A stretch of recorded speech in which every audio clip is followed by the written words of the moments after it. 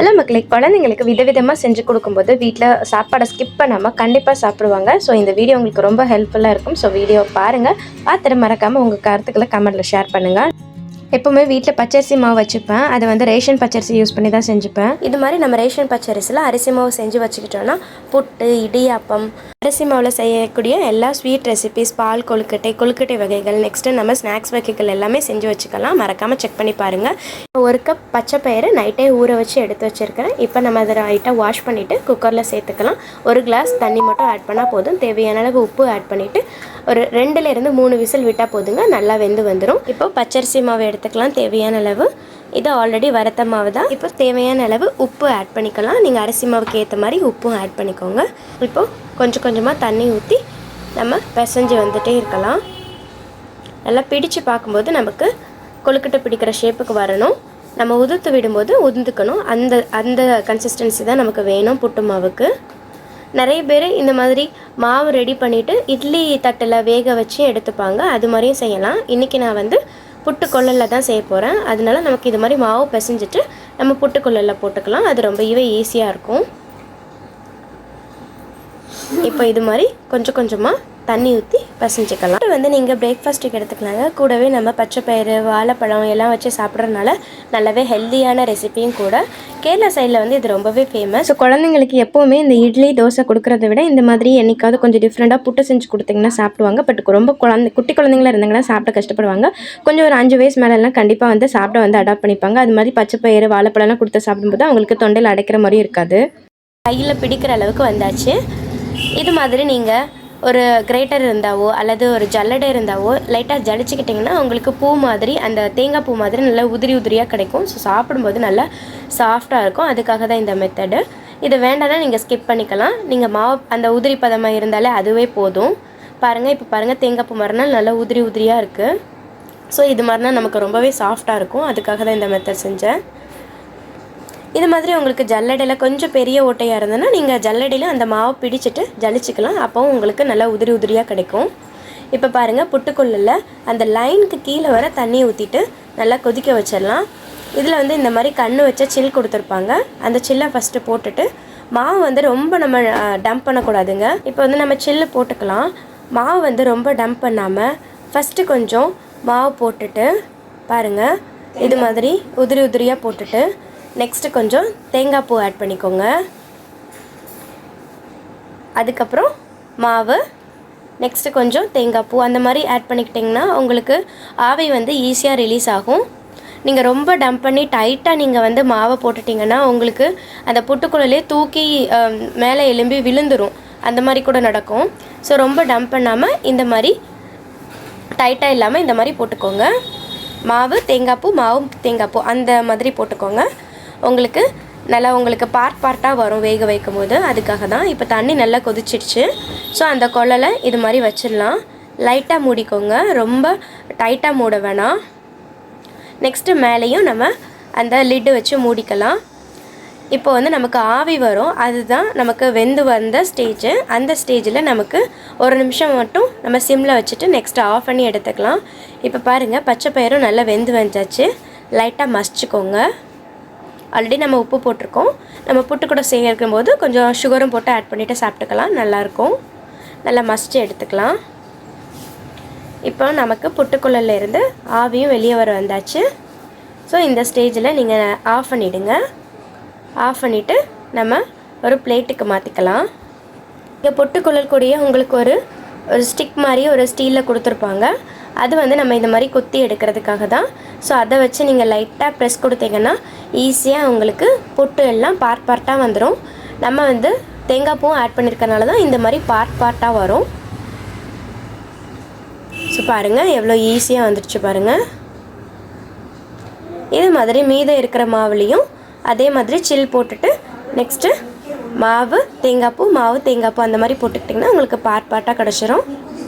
So ஒரு ஹெல்தியான, சூப்பரான, டேஸ்டான ஒரு புட்டு ரெசிபி செஞ்சாச்சு. நீங்களும் வீட்டில் உங்கள் குழந்தைங்களுக்கு செஞ்சு கொடுங்க. நீங்கள் புட்டு அரிசி மாவுலேயும் செஞ்சுக்கலாம், நெக்ஸ்ட்டு ராகி மாவுலேயும் செஞ்சுக்கலாம், நெக்ஸ்ட்டு பால்வாடியில் சத்து மாவு கொடுப்பாங்க, அந்த சத்து மாவுலேயும் செஞ்சுக்கலாம். அதில் ஆல்ரெடி சுகர் ஆட் பண்ணியிருப்பாங்க, அதாவது நாட்டு சர்க்கரை ஆட் பண்ணியிருப்பாங்க. அதனால நீங்கள் எக்ஸ்ட்ரா சுகர் ஆட் பண்ண வேண்டிய தேவையே இருக்காது.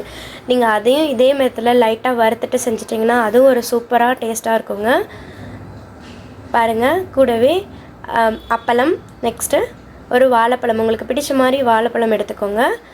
ரொம்பவே டேஸ்ட்டு சூப்பராக இருக்குங்க. வீட்டில் நீங்களும் செஞ்சு பாருங்கள். செஞ்சு பார்த்துட்டு உங்கள் வீட்டு குழந்தைங்க சாப்பிட்றாங்களா இல்லையான்னு மறக்காமல் கமெண்ட் பண்ணுங்கள்.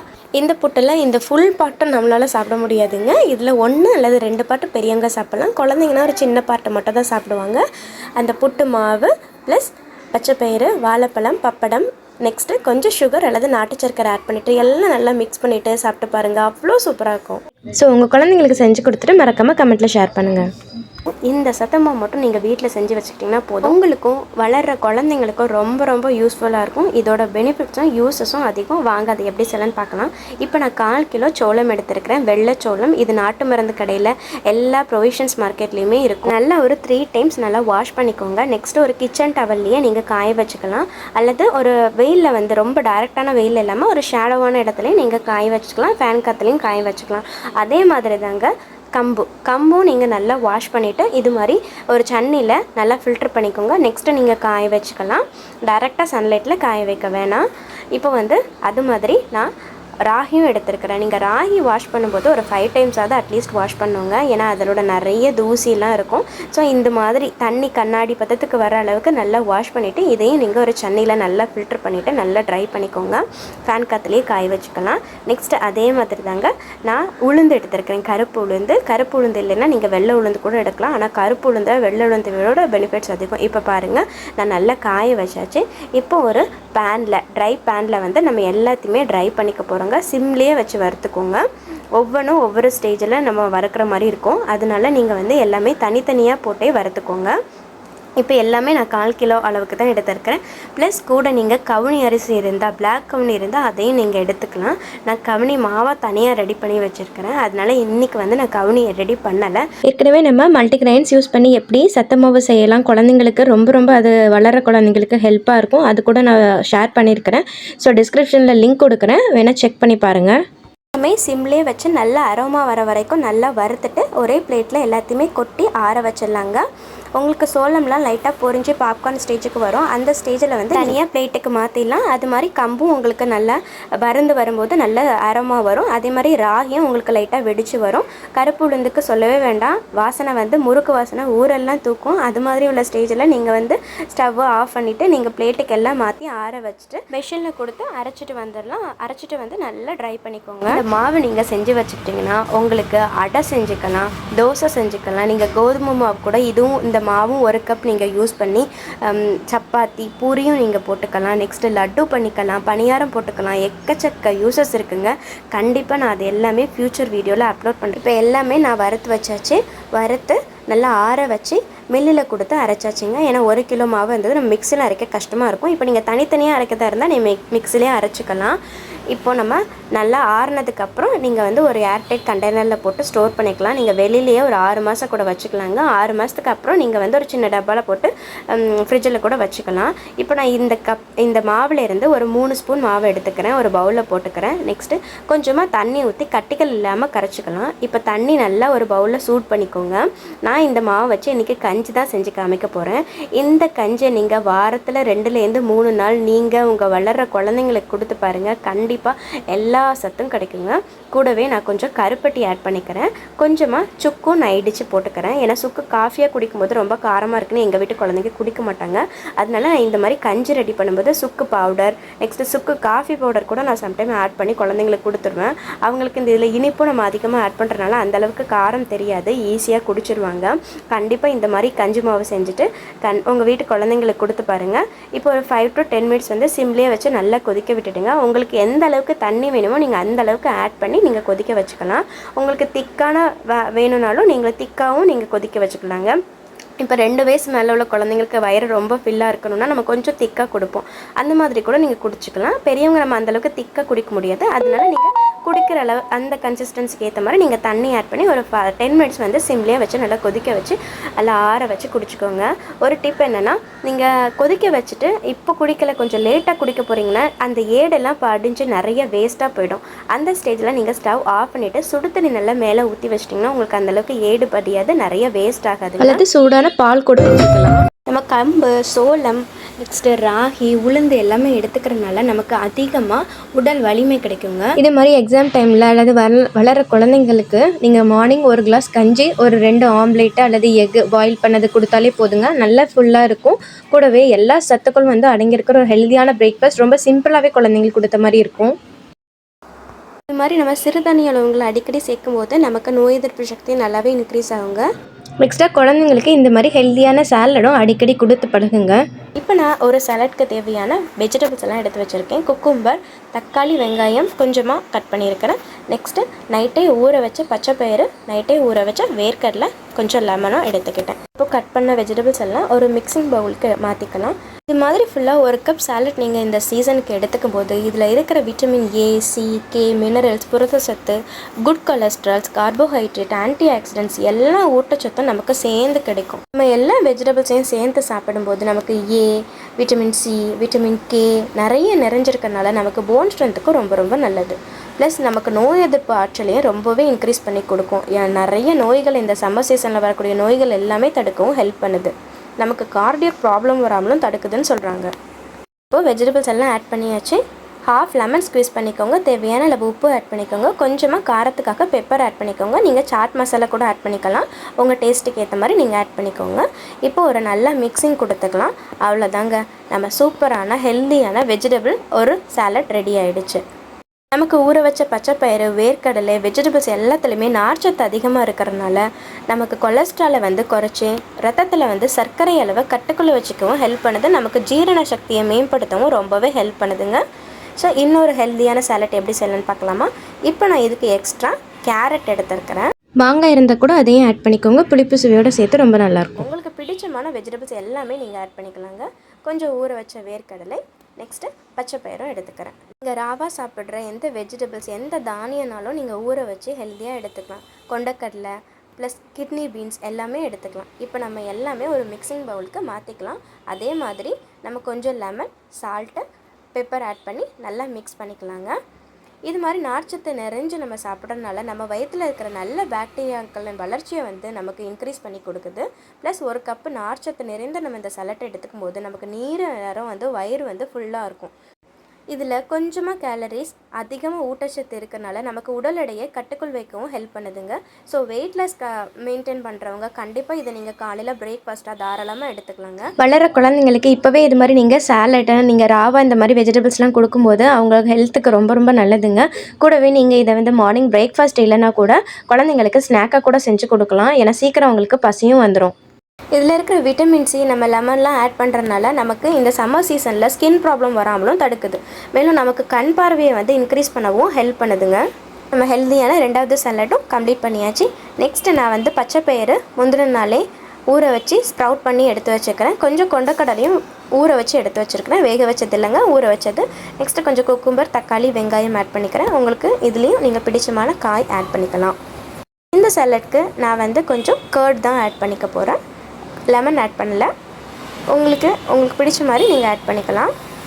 இப்போ வந்து மிக்சிங் பவுலுக்கு எல்லா வெஜிடபிள்ஸையும் நம்ம மாற்றிக்கலாம். ப்ளஸ் ஸ்ப்ரவுட் தானியத்தையும் எடுத்துக்கலாம்.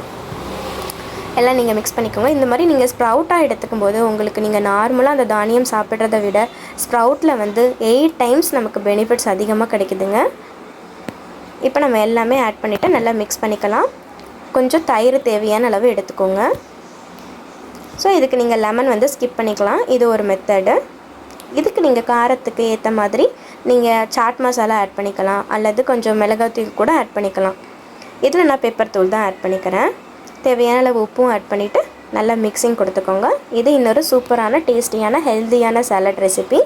இது மாதிரி நீங்கள் வீட்டில் இருக்கிற ராவா சாப்பிடக்கூடிய க்ரீன் லீவ்ஸ், வெஜிடபிள்ஸ், முட்டைக்கோஸ், வெள்ளரிக்காய், கேரட், தக்காளி, குடைமிளகாய், ஏதாவது உங்களுக்கு பிடிச்சமான கீரை வகைகள். நெக்ஸ்ட் வந்து காலிஃப்ளவர், ப்ரோக்கோலிலாம் கொஞ்சம் பாயில் பண்ணி எடுத்துக்கலாம். பீட்ரூட், கொண்டக்கடலை, வேக வச்ச சிக்கன், முட்டை எல்லாம் உங்களுக்கு பிடிச்சமான ரெசிபி கூட நீங்கள் இந்த மாதிரி சேலட்டாக செஞ்சு சாப்பிடும்போது நமக்கு நிறைய பெனிஃபிட்ஸ் இருக்குங்க. ஸோ இது மாதிரி நீங்கள் வாரத்தில் 2லேருந்து 3 நாள் கூட குழந்தைங்களுக்கு மார்னிங் சாப்பிட முடியாத ஃபாஸ்ட்டாக ரெடி ஆகிட்டு 4 o'clock 5 o'clockலாம் எழும்பி வந்து குழந்தைங்க படிப்பாங்க. அந்த குழந்தைங்களுக்குலாம் நீங்கள் செஞ்சு கொடுக்கலாம். நெக்ஸ்ட்டாக தோசை மேக் பண்ணும்போது கூட இந்த மாதிரி ஸ்டஃபிங் வச்சு தோசை மேக் பண்ணி கொடுங்க. இப்போ பேனில் கொஞ்சமாக நல்லெண்ணெய் ஆட் பண்ணிக்கோங்க. ஒரு பிஞ்சுக்கு ஜீரகம், கொஞ்சமாக சோம்பு ஆட் பண்ணிக்கலாம். கொஞ்சம் கறி லீவ்ஸ் ஆட் பண்ணிக்கோங்க. பூண்டு எல்லாமே ஒரு 10 பல் பூண்டு எடுத்து குட்டி குட்டியாக சாப் பண்ணி இதில் வந்து ஆட் பண்ணிக்கலாம். பூண்டு நல்லா வதங்கட்டும். நல்லா வதங்கி வர ஸ்டேஜ்லேயே நம்ம சின்ன வெங்காயம் நான் ஆட் பண்ணியிருக்கிறேன். நீங்கள் பெரிய வெங்காயம் இருந்தாலும் ஒரு வெங்காயம் குட்டி குட்டியாக சாப் பண்ணிவிட்டு ஆட் பண்ணிக்கலாம். நான் சின்ன வெங்காயம் வர ஒரு 10லேருந்து 15 குட்டி குட்டியாக சாப் பண்ணிவிட்டு ஆட் பண்ணிக்கிறேன்.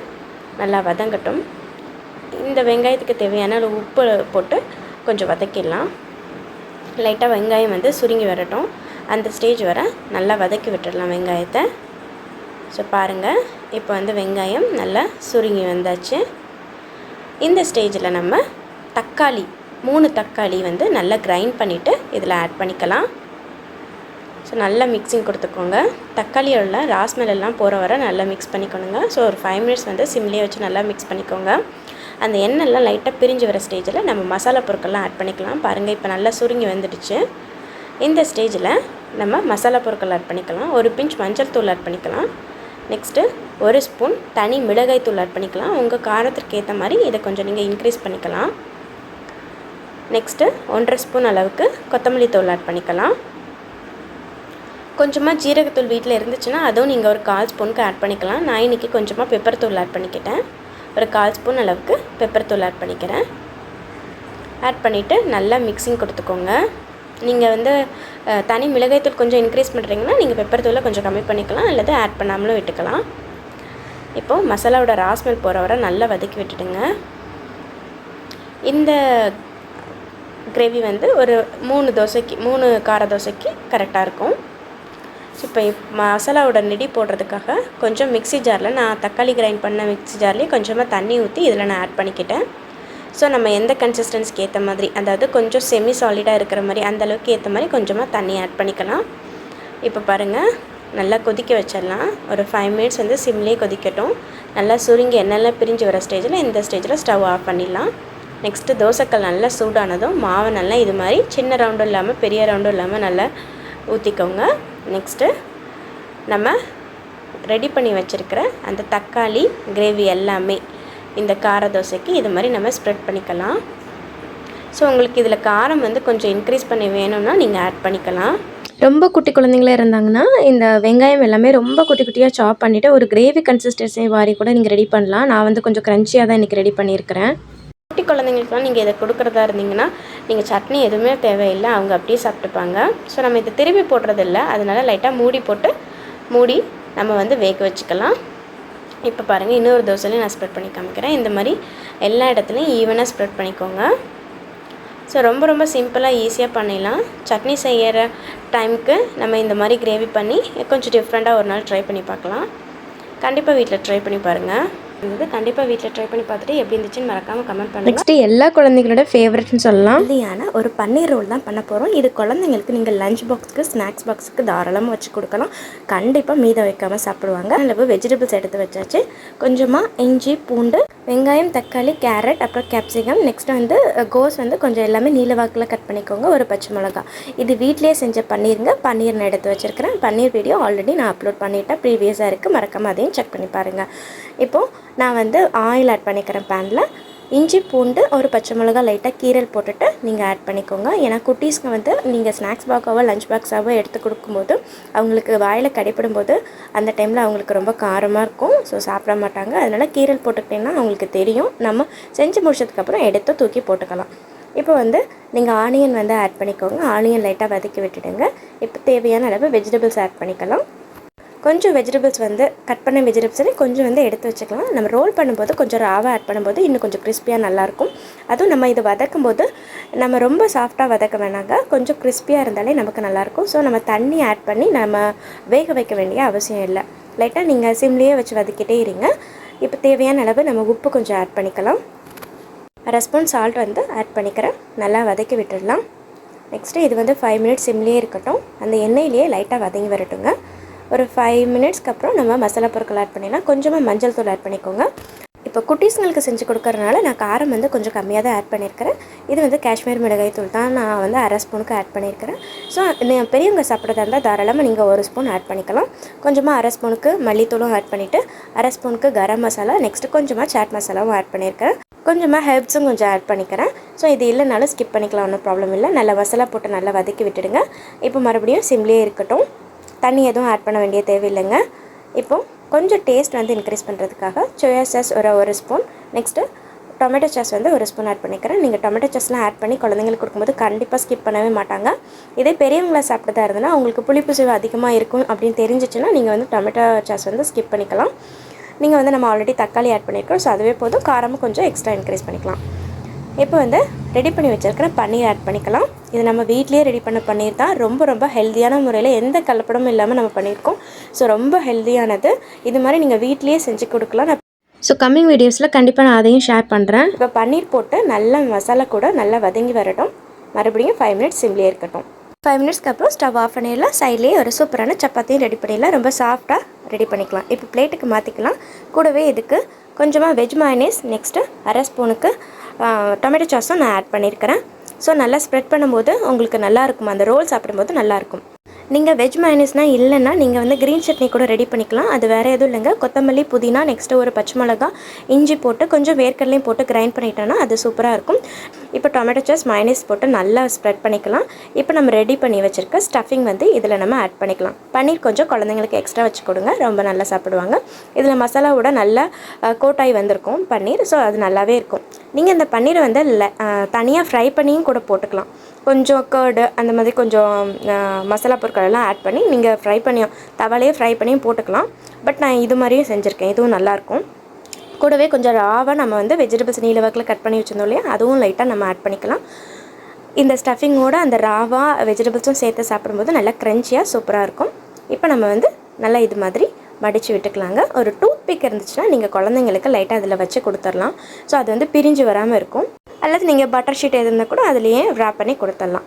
இப்போ பாருங்கள், ரொம்ப ஹெல்த்தியான சப்பாத்தி. நெக்ஸ்ட்டு நம்ம வெஜிடபிள்ஸ் எல்லாம் ஸ்டஃப் பண்ணியிருக்கோம். கூடவே பன்னீரும் இருக்குது.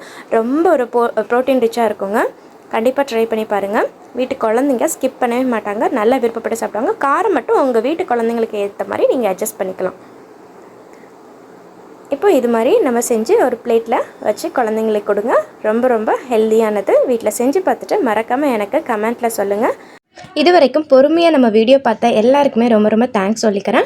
இந்த ரெசிப்பியில் உங்களுக்கு எந்த ரெசிபி ரொம்ப பிடிச்சிருக்கு, நீங்கள் செஞ்சு கொடுத்து உங்கள் குழந்தைங்க எந்த ரெசிபி ரொம்ப விருப்பப்பட்டு சாப்பிட்டாங்கன்னு மறக்காமல் எனக்கு கமெண்ட்டில் ஷேர் பண்ணுங்கள். இன்னும் நிறைய இது மாதிரி ரெசிபிஸ்க்கு கமெண்ட்டில் நீங்கள் உங்கள் கருத்துக்களை தெரியப்படுத்துங்க. நான் கண்டிப்பாக நெக்ஸ்ட் வீடியோவில் வந்து மேக் பண்ணுறேன். ஸோ இந்த வீடியோ உங்களுக்கு ரொம்ப யூஸ்ஃபுல்லாக இருக்கும்னு நினைக்கிறேன். நீங்கள் இதில் வந்து சீஸ் வேணும்னாலும் நீங்கள் இதுக்கு மேலே லேயரில் ஒன்று ஆட் பண்ணிக்கலாம். பட் என்னென்னா சீஸ் வச்சு வந்து குழந்தைங்களுக்கு கொடுக்க முடியாது. கொடுத்தோன்னா கொஞ்சம் ட்ரை ஆகிற மாதிரி இருக்கும் அவங்க சாப்பிட்ற டைமில்.